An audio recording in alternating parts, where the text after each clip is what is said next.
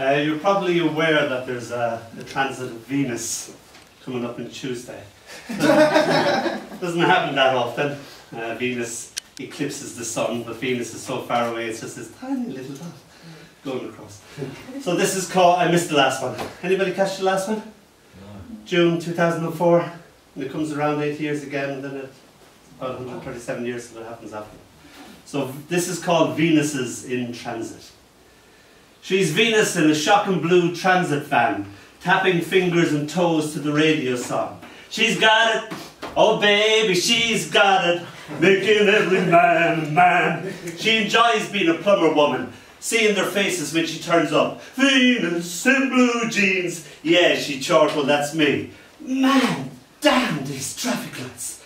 She's Venus, nothing but a flash of ebony, hurtling after an orb of yellow, calculating the trajectory of the second it left little Sis's Serena's wicked backhand. Damn! Blam! Advantage, Venus. Your balls, please. She's Venus with her tiny eclipses of that big old sun. I anxiously awaiting her return. I missed the first one, and man, damn, if I'm going to miss the second one too. But at least I can't be worse than poor old Guillaume le Gentil, spending 8 unsuccessful years trying to observe her, only to lose wife and possessions and be declared dead. Wow, she's my Venus, my desire, and oh man, damn those clouds. And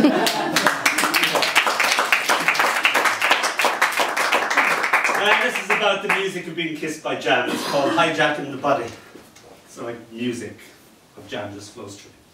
Your smile climbs and climbs to the top of your delight, throwing itself off to transform itself into laughter as it floats down using a big wicked grin for a parachute, landing amongst the thrill of not knowing what happens next until it begins and becomes. Hijacking your body, the dance of synapse to synapse, joy exploding from brain cell to brain cell, almost out of your mind. Only after, when your body escapes back to stillness, will you know what went on. Listening to the tall tales of memory drunk with time, and how still the music seeps into the very core of you, and who you can be stains the mind, each red corpuscle dancing in your veins, a joy that could not be and should not be explained.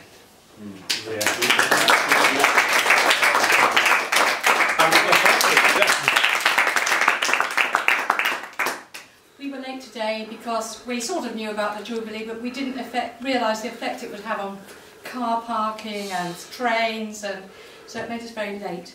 This is something I wrote on the train as a result of travelling on the train today. It's called Diamond Jubilee. Look at me, says Jad. She's busy with her pink umbrella. Seahorses and fish swim round it. It isn't raining yet. Smile, he says. She puts the handle of the pink umbrella between her teeth and smiles through it. Here, says Mum, wave your flag. She waves a blur, returns to her pink umbrella. Mum waves the flag, balances her paper cup of railway tea in her other hand. That's a good one, says Dad. But here's the train, pausing in its self-important way before it releases its load. We file on, the pink umbrella and the flag both furled. She'll remember later, only the pink umbrella, with the horses swimming round it.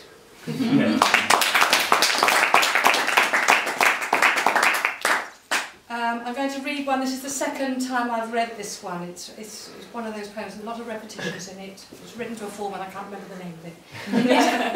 It's called Non, said Auntie Anne. Auntie Anne didn't want a man. Michel begged, please adore me, but non, said Auntie Anne. She didn't want a man from Cannes. Then Carlo said, sposarmi, but Auntie Anne didn't want a man, though Carlo was her ardent fan, from Naples, warm and balmy. No, no, said Auntie Anne. And she had offers from Sudan, from very wealthy swamis. But Auntie Anne didn't want a man, and told them so, then turned and ran and joined the Sally army. No, no, said Auntie Anne. Michel and Carlo and the Swami said that Auntie Anne was balmy. But Auntie Anne didn't want a man. Non, said Auntie Anne. Thank you.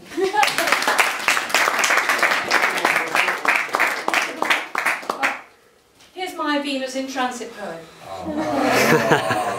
That was a genuine art, by the way. The transit lounge is packed at midday. She arrives in the astral plane. Venus is in the house. Not a star, but the next best thing. The dapper, sun-tanned men stop stroking laptop keys. The lone women with gleaming lips stop crossing and uncrossing their legs. The tired families stop bickering and sit up on the stained benches. Venus is in transit. 5 hours ago, she was a Sumerian ladyboy in morning star mode.